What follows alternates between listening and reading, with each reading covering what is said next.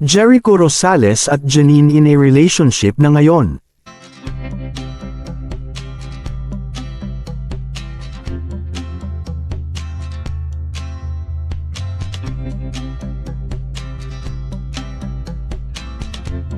Pinag-uusapan ngayon sa social media sina Janine Gutierrez at Jericho Rosales na magka-date sa isang museum tour kamakailan.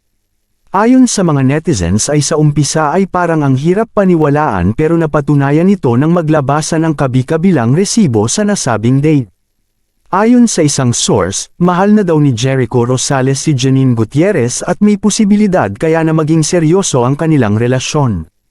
Ayon sa isang nagmamahal sa aktres ay kung bisulak ang pakay ni Jericho kay Janine ay sana naman ay hindi siya saktan ni Jericho Rosales. Seryosohin siya at mahalin siya ng totoo.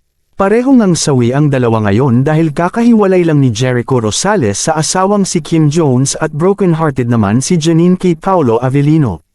Naunang nagpakasal ang aktor kay Kim Jones noong 2014 at noong Enero 2024 matapos ang 10 taon nilang relasyon ay bigla na lang sinabing hiwalay na sila ng asawa. Kaya naman, tikong ang bibig ng mga taong nakapaligid sa dalawa at sinabing what you see is what you get.